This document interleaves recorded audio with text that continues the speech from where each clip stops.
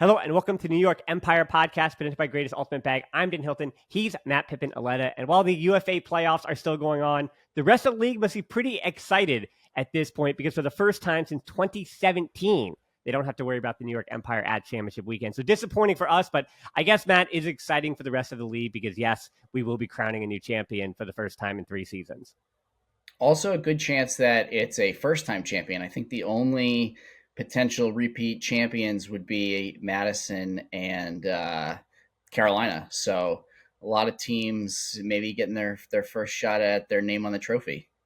I mean, just championship weekend, though. Atlanta, Boston, and DC have never been a championship weekend. And you and I, who have both gone before, it's a great weekend. And, I'm very excited for any first time, especially from the East. DC or Boston is making their first championship weekend. So whoever comes out of the East, again, I know people on both those teams. I'm very excited for whoever comes out of the East in that way.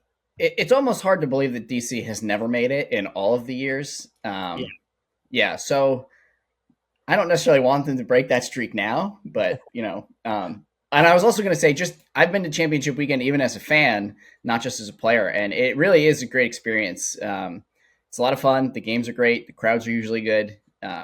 It's a fun time. Yeah, and Zion Stadium this year for Salt Lake, I think it's a good atmosphere. It fills up well, and the views as well with the mountains behind. There's a lot of hiking. There's things for people to do around the stadium as well.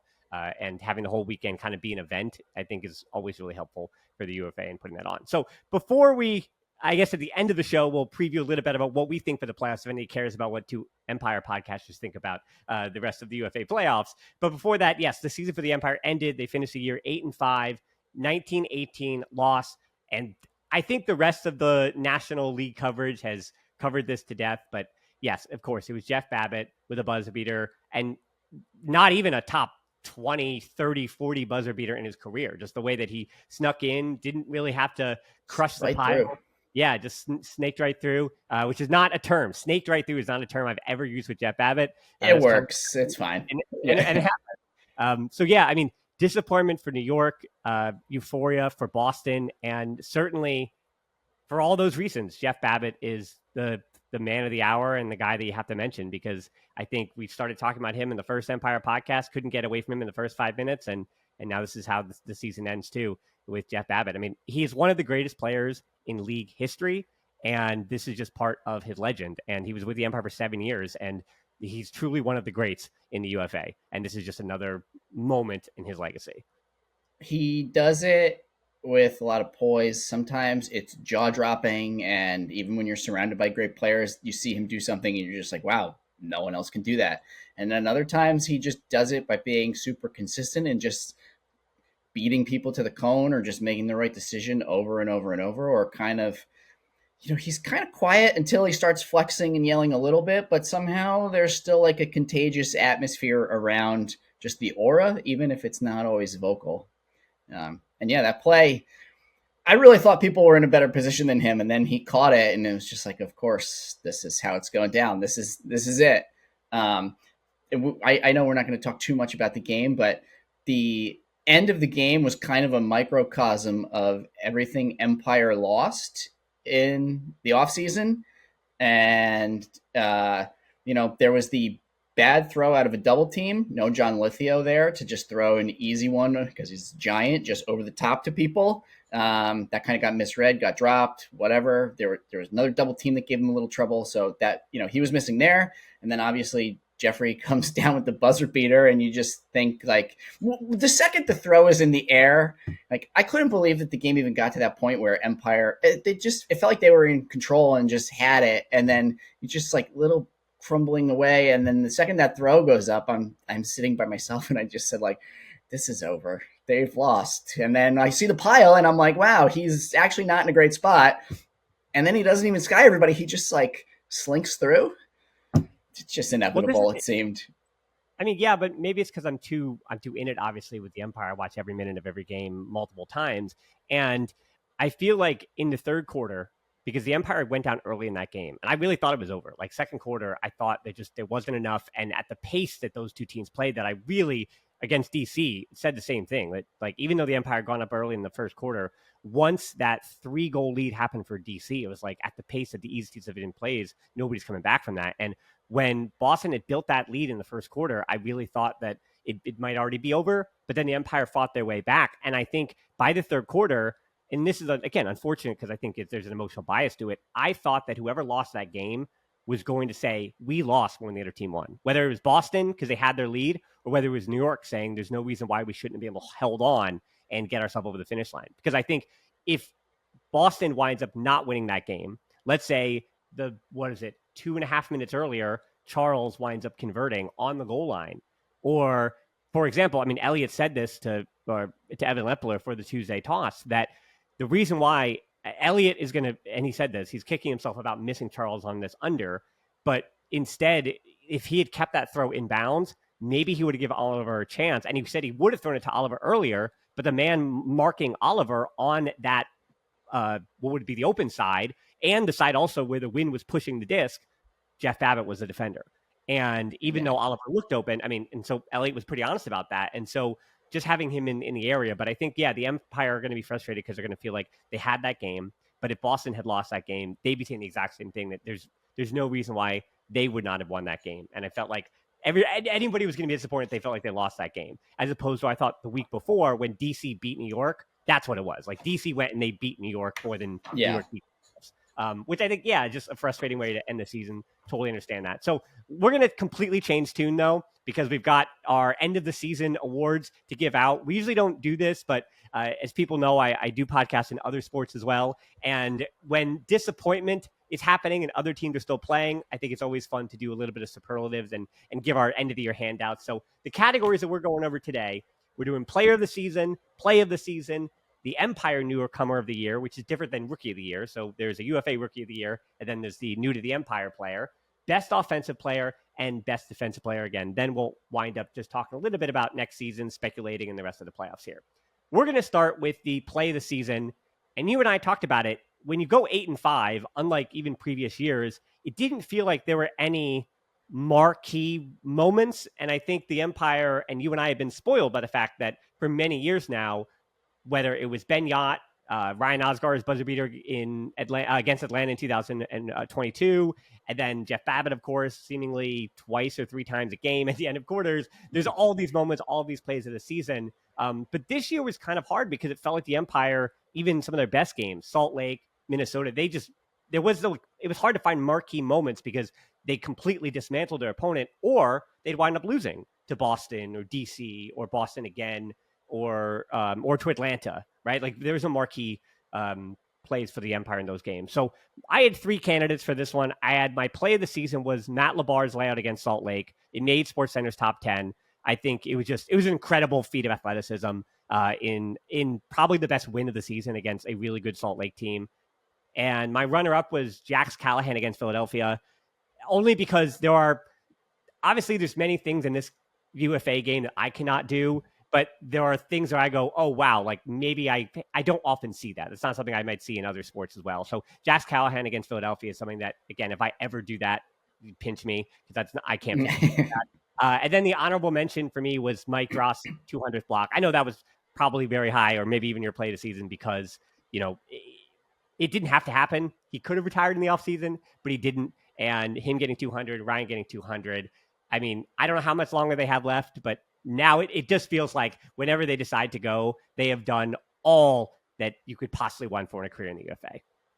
Yeah, Mike's 200th block was actually my play of the season. Similar to what you said, there didn't seem to be so many like jaw-dropping, amazing plays. There was a lot of great plays, but in a sea of great plays, Mike's block, a testament to the longevity. But also that came at a point in the game where they really needed it, and their season really needed it. So it added a little extra weight to it. You can always get a block just chasing down something in a meaningless game or kind of tipping something that's whatever. But that was you could tell he wanted it because he was on a few game drought, and he really had to fight for that one, and he got a crucial block. And that was my play of the season. Yeah, I think it's fair. I think it was the piece of history that was made this season. just like one quick thing about the game, the playoff game.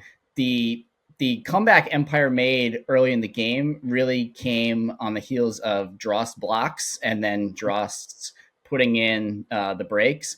And they really both looked like they were just giving every single ounce they had. They were flying all over the place. They missed a few others that were pretty close. It just, to me as a friend and former teammate, it looked like they were putting everything they had into that, and I wonder if that they knew it was potentially their last game.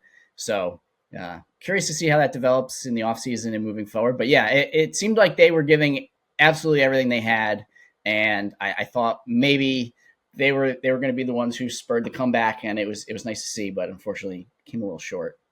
Well, this is my make culpa because I did not use the last week and a half plus to look up the playoff numbers. But Ryan Dross and Mike Dross, even though we don't say them in the same category, just because of getting there for the last few seasons with the Empire, their numbers and statistics, and I think Mike, I believe, is the all-time games played in the postseason, or very close to that number. Their numbers are quite high in postseason success as well. So they're just all-time, legends of the game that are, again, kind of going to be forgotten very quickly because the offensive numbers in particular are not too gaudy, and that's kind of how you get remembered and how your legacy gets remembered. But defensively, just again showing up year after year at a really high level, there is a pantheon of DeDross, Matt Smith, Cam Brock.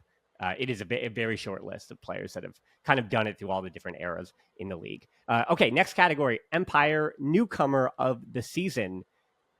We're already probably going to start overlapping with stuff, but who you got for this one? So, yeah, I have a feeling you're going to say Liam Haverfield because he played in Atlanta, but maybe I'm wrong. Um, we're talking about somebody who specifically played on a previous team, I just want to hear newcomer. your person. I can hear your person because then we'll figure it out. We make the rules as we go along. This is All what I'm right, talking sure, about. yeah, all right. Newcomer of the season, I guess I'll say Liam. He had a pretty big impact. I wish they had stuck with him on offense or figured out how to integrate him back to it. I think he would have really filled the role with Ryan Osgar's missing dangerous throws. I really wish they could have figured that out. Maybe they can next year. But yeah, he would be my pick. So he was not my pick, actually. Liam was my runner up because Liam did have the highest plus minus of any newcomer, one more than my actual newcomer of the year. And then I also want to mention Connor Russell is another shout, but he only played 7 games, so that wasn't enough. But I thought he had huge, especially in the win against Boston, some huge moments against Jeff Babbitt. And even throughout the season, they were just in the wins that he was a part of, was an important player, more than I think they expected at the beginning of the East season. I also want to give shouts to not Empire newcomers, but we don't have a category for Empire returners, but Bobby Elson, Angelo Olchese. They didn't really fit, as I said, in any categories that we have, but I want to mention them because though Bobby played 3 games and Angelo played 7, it was really great to see them returning to the team, and they looked better than they did the first time around. Instead of I being agree. guys that would barely make the 20, by the end of the season, you felt like, yeah, I don't think the 20 is missing something. It doesn't feel like Bobby and Angelo were stretches to make the 20. If anything, that D line, the D line offense got better with Angelo on the field late in the season. And then also Sam Alston finally made his Empire debut after 4 years away, having been on the team and then got hurt in 2020. So Liam was my runner up. And then my Empire newcomer of the season was Axel Agami Contreras, who, while it was a slow start, that's because if everyone remembers, he was supposed to be wearing a brace because he had an elbow injury. Then he wound up getting cleared. And there was actually a media day. There were conversations I was having with him and asking, say, hey, how much do we want to record or do with you? Because I've heard that you might have surgery to shut you down. That would have ended his season prematurely, and he never would have played a single game. But instead, the doctors are like, okay, no, I think it can work out on its own, and you'll just wear a brace for a little bit. Be careful, don't lay out.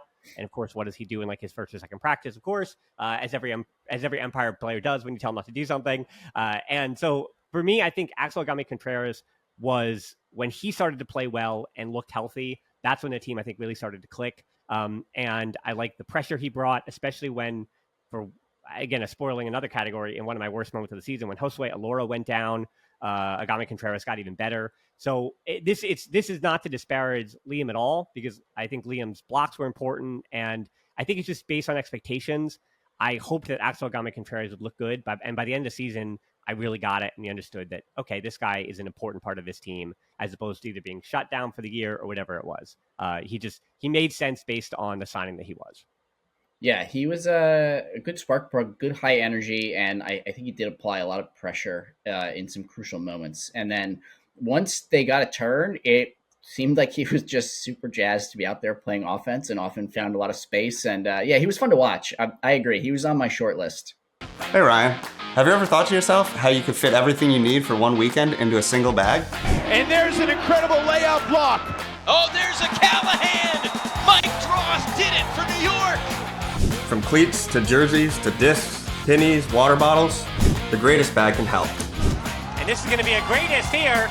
This is going to be a Callahan for Ryan Drost. Thanks to Greatest Bag for being a sponsor of the New York Empire. Yeah, I mean, there weren't too many options. The Empire do have a lot of consistency from year to year, which actually our next category is our easiest category. For Rookie of the Year, we have really one choice. And for the runner-up, we also have one choice. So the Rookie of the Year, I'll just tell you who it is. It is Sam Jonas. 11 games, 3 goals, 6 assists, 5 blocks, plus 11. Most impressively, I know those other counting stats or something, 97% completion in your rookie season in the UFA for a player that had not played high-level club, even though he played at Northwestern, had grown up playing in the Midwest, grown up playing the sport. So he had a background. He had a background of playing well, but to jump into the league, 97%, being a phenomenal athlete. Sam Jonas at the tryout was the guy that we circled. Everyone knew about him, but the league didn't know about him. By the end of the year, he kind of had announced himself, and I think he is certainly, if he wants to be part of the Empire's future. And then the runner-up, again, there was only one choice, really. It was Taj Murphy, who won U.S. gold just last week. He only played 2 games, but he put up some polls, got a goal. I think he's a teenager, or maybe he just turned 20, I think he's still a teenager. He's like 19 years old. So I think 19, yeah. He's 19. So, so Taj Murphy is part of, if he also wants to be likely the Empire's future, really tall, huge kid. So just to get him in there, we don't see a lot of, this is like Tom Thibodeau, New York Knicks, or Doc Rivers in every iteration of an NBA team he coaches. Not that Anthony Nunez chooses to do this, but the Empire have had the luxury of not having to rely a lot on rookies, and especially young rookies, like ones who are like 23, U23 we'll call them. So yeah, these are the guys. There was literally no other options on the team. Yeah, we're good. Moving on. Okay, so this one I know we have some disagreements on, and that is best defensive player. So I think I already mentioned the name of your defensive player. Potentially. If we're talking strictly from a defensive standpoint, I guess it's got to be Antoine. The matchups, the pressure, the blocks, everything.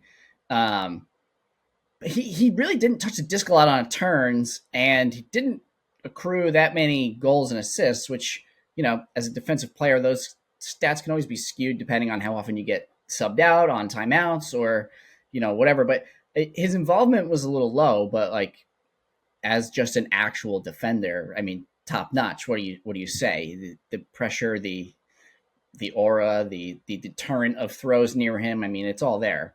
The only other, before you get any other categories, it has to be Antoine, because he had 11. It is. The only other person I considered was Liam, because he did have a pretty decent impact on scoring some breaks. He also had a bunch of blocks. But yeah, we're talking defense and actual defense. That it's end of list, really. Yeah, it's 11 blocks. The next closest was 7, as you mentioned. Liam had 7, Yacht had 7, and Brett and Tan had 7. And Antoine, it's also about, as I said, when you watch the games, the amount of throws that don't go to his person. That's really what, the pressure that he provides is the intangibles as to why. My actual 2 other, I guess, tied for runners up were players that I would argue would have been the defensive player of the year if they had played on defense or they had played more games, because Breton only played 8 games. And if he plays 11 or 12, I think it might have been him, because again, when Breton is clicking, and the job even that Breton, as I'll say it again, did on Grant Lindsley, who's talking again on Legends of the UFA, the job he did in that Salt Lake game alone would have made him maybe my candidate for that. I thought it was the best performance against any individual player this season. But yeah, Breton only played in 8 games this season. And same thing, John Randolph only played in 8 games this year and split time between offense and defense. And you mentioned what he does as a defender on the offensive side of the disc. Of course, it would have been John, because he's just so important when this is turned over. But he had to play a bunch of offense this year, and then again, he also missed through different commitments and injury. So I just want to throw out those names as well. But if you play 8 of the 13 games, it's hard to really say that you're the candidate for a category. Yeah. But Liam I think Liam's a fair runner-up, just because, to your point, there were parts in the mid part of the year before Antoine really picked it up in the back half. Liam was leading the team in blocks for a little bit there. Yeah, I was also just going to mention John Randolph quickly. If he had played the bulk of his points or a few more games defensively, probably also right there in consideration. There's a play, I don't even remember which team it was against, but they hucked it, and it looked like John was beat by like 5 to 10 yards, and then the next thing you knew, he just like turned into an Olympic sprinter and blew past the guy, got position, just posted up and just did it easily. And I don't remember who it was, but it was like certainly not a scrub. And I watched it and I just thought like, wow, that seemed like it was going to be an easy throw, and then he just absolutely killed it. I think that was Salt Lake, because I think that was in Hartford in the game that I wasn't in the booth for, because I remember being on the sideline and going, oh man, I saw him this way, turned my head like a tennis court, and he's over here on the other side.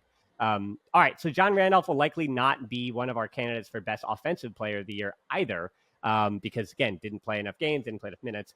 I think we're at a point where I guess it is my turn. So I just want to give quickly my honorable mention, because I think player of the season, best offensive player, it all kind of gets really muddied. So my best offensive player and my player of the season are the same person. But as far as my runner-up and honorable mentions are a little different. So my best offensive player honorable mention is Oliver Chartok. 27 goals, 19 assists, 4 blocks, had 1,600 throwing yards, almost 2,700 receiving yards, and almost 4,300 total yards. So for all the foibles and the players that were lost to the Empire, Oliver was quite a release valve and somebody who did a lot of his work quietly this season. He only missed, I think, 1 game or 2 games, and he played 11.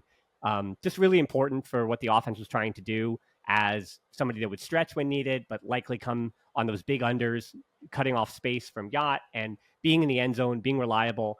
And I think it was Minnesota, was the game where he really not even took over, but the Empire offense clicked early, and Oliver was the mismatch, because everyone else kind of got covered and Minnesota had a game plan, but they didn't have a 7th person to deal with Oliver.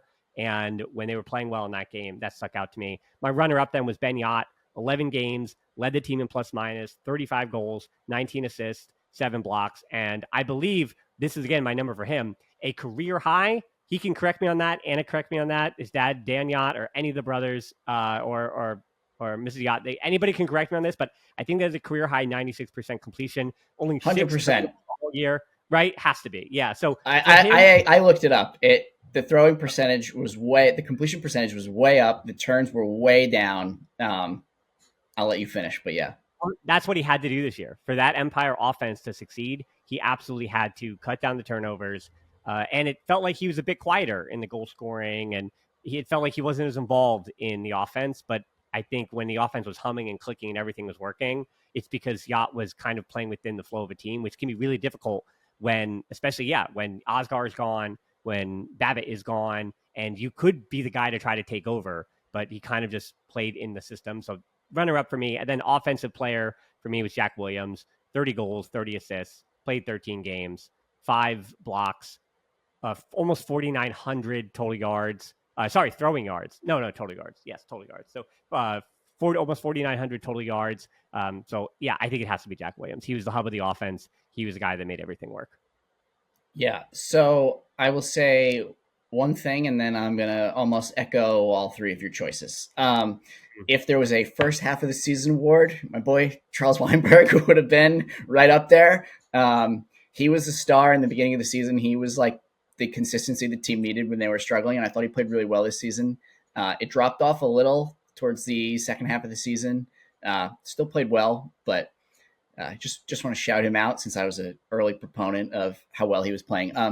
Oliver, like you said, he can be a top-notch handler, and a top-notch receiver, and he fit in and he did everything the team needed. And when you have to cover a few world-class players or like one or two handlers that are going to do a lot of very specific handler things, you have like a guy or two for that. And when you have to cover Ben Yacht, you have a guy or two for that. But when you have somebody who can kind of do it all, and you also have to dedicate somebody to Jack Williams, Oliver, as a result of that, was just able to just like run all over the other teams and do whatever he wanted, and nobody had an answer for him. Like they realistically would have had to put like their second or third best defenders on him consistently, and I felt like he didn't get that, and he just killed them. And consistency wise, as a young player, I was kind of worried about him in the past, but I think I would argue he only had like one poor game, and the one bad game he had was the same one that the Empire stunk up to killing too. Yeah.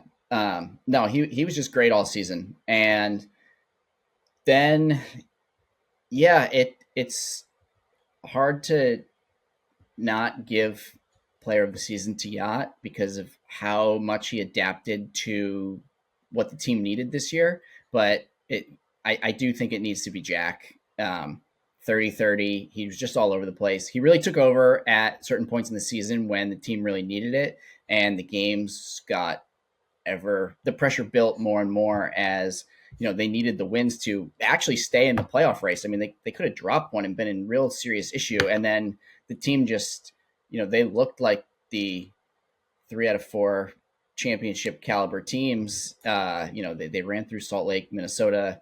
It seemed like it was all building, and I didn't think the season was going to be over quite this early. And a lot of that was just because Jack, I guess he basically turned into what you like to say playoff Jack a little earlier this year, because it was they were in de facto playoff mode. But yeah, Jack would be my offensive player of the season. But big shout out to Yacht. Upping your completion percentage by like 5-6% it doesn't sound big, but when you touch the disc that much, and when the team is going through transitions, sometimes it gets harder to find the open person or this or that, but he just, no, that 6 turnovers is like nothing. You could have a bad game and have 4 in one game, but no, he barely threw it away, and he just took care of it. And as you mentioned, it seemed like he took a slightly more subdued role, but he just continued to put out great performances, just subtly great. The thing that stood out most from his performances was the little motorbike. Yeah, that was what he stood out the most with. Other than still just being an amazing player, it was the motorbikes were the fun part. Yeah, shout out to his grandfather, and yeah, maybe there was something about married Ben Yacht this season. It didn't even feel like personality wise he was just subdued. I think it's just we knew that without Charlie Hoppus and without and Oscar wasn't necessarily the most vocal guy on the sideline as far as like team leader, more of a lead by example kind of guy. And then obviously Jeff Babbitt and what his voice meant to the team, as well as Ryan Holmes. Like I don't ever want to forget like how important that Ryan Holmes' voice was for this team as well. So Anthony Nunez and Matt Cat Stevens, and again Jack speaking more, Marquez speaking more, and then Yacht kind of also having to change a little bit of his role with the way that the team was kind of perceiving him as well. And I thought that it wasn't even a shift of a personality. He's still Ben Yacht. Like the intensity he had was still Ben Yacht, but I think it was almost a different maturity on the field that we saw from him in years past. And I think that some of the younger players for the Empire did kind of rely on that to kind of keep it all even Stevens. And then I'll say too, Jack Williams, he was my player of the season, as I said as well. And to me, the game in Philadelphia kind of summed that up, where I'm texting with Anthony Nunez like 2 weeks before, and he's like, hey, you got some surprises for your 20 for Philadelphia. I know I wasn't doing the game, but he's like, so I'm like asking him about players that I wasn't familiar with.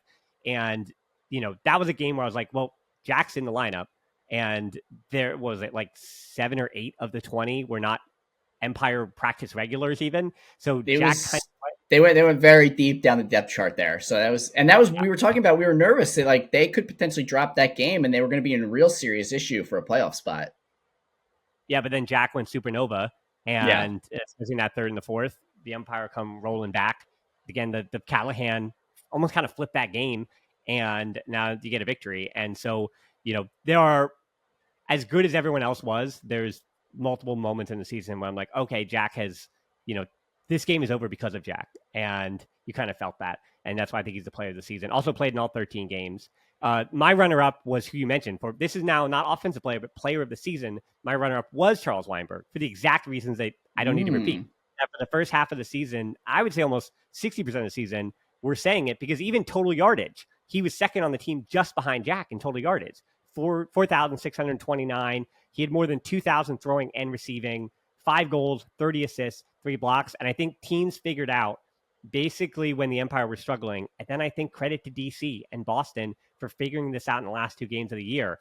If you can really shut things down in the middle, gum it up for Jack and Charles in particular, it's going to make Elliott's job and Saul's job a lot harder. You're not going to get the disc into Benyat or Oliver's hands. So if you shut down Jack and Charles, then that is your pathway to giving some trouble to this Empire offense. So when Charles became, which we saw the last 2 seasons especially, he was eating because everyone had to focus on Oscar and Jeff and wherever else. But when teams really keyed in on Charles, that's when the offense really struggled. So to me, he was the player of the season because he had to grind for every moment, every yard, and to get 4,600 yards plus, as you and I said, of grinding.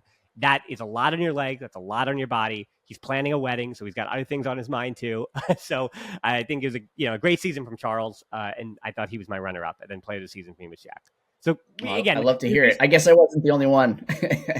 No, I think there was basically 5 players we had to talk about here with offensive player and player of the season. Because again, offense gets all the glory. Sorry, everybody. Now, unfortunately, let's do worst moment of the season. I already mentioned mine. Well, actually, I think my runner-up is Josue going down against Boston at home, only getting to play 5 games this year. I think the Empire were as good as the handler core was this year. I do think there was still, you can never have too many players who bring high level handler defensive intensity and can take care of the disc. And that meant that if they had Josue, then you could it gives you even more options to build continuity and do those different things. And who knows if that got to put Sam Jonas in more of a cutting role, or you know what I mean? It gives you more options in different places. So losing Josue was kind of a bummer. But I thought the worst moment of the season for me and for most of the team was losing Nori Toe right before the season and him having surgery and infection scare. So I've kind of been thinking about Nori all year. His energy on the sideline is one of those things where he only plays in 1 or 2 games a year, but having his presence, having that smile, it just kind of calms everything down. Remember, he's been to 4 or 5, maybe, I don't want to get it wrong, I think 5 championship weekends already in his career, or at least 4, minimum 4, maybe 5. So, so, I mean, Nori's he's been a part of the Empire for a long time, and I think just missing his positivity and his, not to say he's like happy-go-lucky, but just losing that personality on the sideline, you kind of feel it sometimes, and I think that the Empire missed him both personally and professionally all year. Yeah. When you have guys who don't play a lot, but AirPod fell right out. When you have guys that don't play a lot and then they do get their chance in a game or 2 or a few points here and there, the team also can really rally around that player doing well. You kind of feel excited, like they really earned it. They put in all that time to be there and help you and the rest of the team get better at practice. So then, when they do get their few points, if they get a block or they get a goal, or even if they just put in a pretty good performance, like it's something that everybody can feel really good about. And Nori also happens to be a really nice guy, so you feel even better about the whole thing. And yeah, I mean, I looked forward to seeing him just on the sidelines when I would go to some of the games. And yeah, it's a bummer when that presence is no longer there. Just stinks. Yeah, that's a bummer. So I'll try to end on a positive. Then we'll just do a little bit of talk about the rest of the playoffs. Then we're out of here for the season.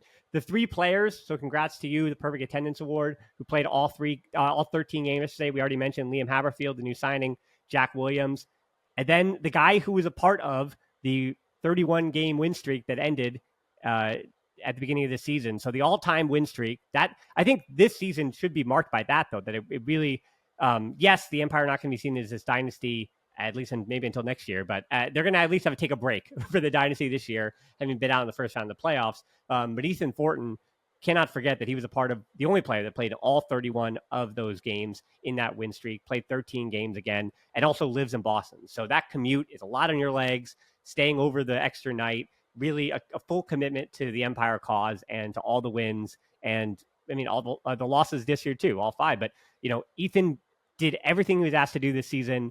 There were moments when he'd be on offense. There'd be moments when the coaching staff maybe felt like he wasn't the right man for a job at times in certain games, and then they rely on him in other games to be the guy, and kind of being asked to do everything he had to do. And you don't win without players like that in your program. And so whether this was an up year or a down year, Ethan Fortin has been just a rock, and I don't want his name to kind of be lost in all the shuffle this season. I actually don't even think we said his name yet, which would be a disservice. There was that one game where after they had lost and kind of all the handlers or too many hybrids and handlers, the team was kind of looking like where was their identity going to be? They plugged Ethan in on offense that I believe the next game, and he just ping-ponged all over the place, and he was like this little spark plug, and he just drove the whole offense, and it looked like a whole different team for the game. And I mean, credit to him. He really did whatever was asked of him, and he brought it. Yeah. But unfortunately, Ethan and the rest of the Empire will not be in the postseason. So let's just quickly talk about it. If you're listening to this, you probably already know that Carolina and Madison, as you already said, are the only 2 teams that have won the title before. Atlanta, Boston, DC, Minnesota, Seattle, and Salt Lake would all be first-time winners. And then, as I said, Atlanta, Boston, DC, they've never been in a championship weekend. So of those 8 remaining, there is a lot of playoff, I don't know what it's called. The medieval times, they call it the blood, the boil, that whatever they have, the phlegm they have to get rid of, or whatever it is. So, you know what I'm saying? So, bile. That's the word. That I said every other word, but so yeah, like there's that playoff bile that they've got rid of. So now I've grossed everyone out and they've turned it off. Who is your favorite among those 8 teams to win it all? My favorite, or who I want to win? I mean, if they're different, then I'll hear both. All right, sure. I think if Atlanta plays their best in the playoffs, I think they're probably the best team. I kind of want them to win the most as well. I like some of their players. I don't know. I would just feel good about it for a bunch of different reasons. Matt Smith fan, he's a nice guy. I don't know. Atlanta would be good. I do not want DC to win at all. I'll say it. I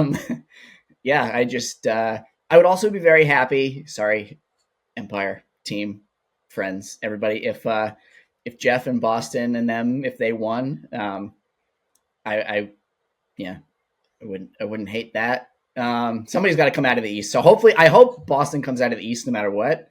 I would love to see DC just lose. That would make me happy. I'll say about the Boston point, my favorite player, as I've said for many years, even when I knew him personally and he had to be coy about it, is Ben Katz. And so even beyond just Jeff, having Ben Katz in the playoffs, I don't know how many years we have left of watching Ben Katz. So I'm always team Ben Katz on that. If I have to go Boston, but yeah, I mean, it's frustrating too. You have to root against both those teams, and they can't both lose a game. So you can't. They did be one of them, but. I could also see Carolina easily just making a nice playoff run. I mean, that's a pretty good team with a lot of good athletes, and just a pretty good system down there. So that's what those would probably be my picks. I really don't think anyone from the other 2 divisions is going to win. I just want to say, for my own credibility, I would not be surprised if DC did win the whole thing. That would not shock me one bit. I just, I don't want it to happen. Yeah, I think for me, there's 2 different classes of these 4, where I think Carolina, DC, Atlanta, Salt Lake. If any of those 4 won, I would be, we'll say, less than 50% surprised. And I think if it was Boston or Madison or Seattle or Minnesota, and I know, no offense to the Central, I'm saying both of your names there, but I think if any of those 4 teams won, I would feel like we might have seen an upset somewhere at championship weekend, either in the semifinal or the final or both. So I do think there are kind of 2 different tiers right now. And Carolina, I just put them in because they did split with Atlanta. And to your point, while it's not the same Carolina, there is something about them in a game that they're winning. Like obviously they split the season series. They lost games. They did not get the 1 seed like Atlanta did. But it just feels to me when I'm watching them, when it's clicking, when it's working, it does feel like it's that same thing with DC, where when it's going well, it feels like they're unbeatable. And I think the word I always like to use in sports is inevitable. And I think when you talk about a champion, at some point you have to feel like they're inevitable. And Salt Lake to me has not felt inevitable since week 7, I think. Like week 7, through the first 6, 7 weeks of the season, they were the best team in the league. And then just something, I actually know the something was that Will Selfridge went down in May, and reacclimating him when he was arguably, I think, their top 2-3 player at that point in the season has not gone great. And I know it's not all about Will Selfridge, but they have a lot of individually really good players, and they have a good system, and they're going to be at home. So all of these things say it should be Salt Lake, but there's just been something amiss for the last 2.5 months of the season, which a thing about Minnesota too. And Adam Ruffner has pointed this out a million times. The only team Minnesota has beaten in the last like 2 months since June is Detroit. And that's not really a good sign for the postseason. And then Seattle too. Like Seattle just lost a little bit to Salt Lake. I just think Salt Lake is a better team. But Seattle's got really good players and deserve to be in the postseason. So good on them for turning it around. Like there is a way when franchises go a certain direction, you never have to turn it around. Like the big players in your area don't ever have to come back to the team. But Seattle recruited well, figured out ways to continue to incorporate, top talent in the Seattle area and players who've been formerly featured for the franchise. So good on them. Yeah. So I would say, man, in that order, I'm going to say, having seen it up close and personal, DC is my favorite. When they're at their top, I think their tippity top is better than everyone else's tippity top. And then I'm going to say that 50-50 Atlanta, Carolina, whoever comes out of that game, goes to championship weekend, is my second runner-up favorite. Then I'll go whoever else I said, then Salt Lake would be my 4. Yeah, I do hope Salt Lake at least makes it and gets at least one game at the home crowd there. I think that'll be an amazing atmosphere. Well, if Minnesota beats Madison, you want to talk about storybook endings that would even supersede Jeff's stuff. If Minnesota beats Madison, gets to championship weekend, and matches up with Salt Lake, and then winds up beating them at their home on a now that is what I poetic. All right, well that's the writers are working on it, I guess. Are we gonna have some sort of crazy tip pass too? Are they gonna maybe from even farther away, like a 20-yard Mac at the buzzer? Yeah, you got to raise the stakes every year. Or maybe 2 Macs instead of 1. Really just like a kind of ping over. Yeah. I would not want to play games at that Zion Stadium wind. I would say 1 Mac would be enough. But yeah, we know that Evan Leffel will have the call. It'll be great. And speaking of being written, the Empire season is in the books now. It's over. So Matt, congratulations to you for being with me on the Empire podcast this season. Congrats to the Empire for still, again, defending their title with the honor and the grace that they did. Congratulations to them. And as far as next season goes, the Empire is still very, very talented. It is still New York City. So what I always say, with the come to New York Empire, there are always surprises. This year, to start the year, we had some surprises, of course, and there could be more to come next season as well. So Matt, my hat is off. Well, I'm not wearing a hat this week, but my hat is off to you for a good season here on the podcast, and many more to come. Oh, and congratulations to you. Maybe my highlight of the season was number 4. Matt Pippin Auletta had his jersey retired. Yeah. But also so did number 50, Bo Kittredge. But yeah. Bo. Yeah, no, mine was next to Bo. I got to experience, right. I'm like a greatness at Jace, which is still pretty fun. So it was a good time.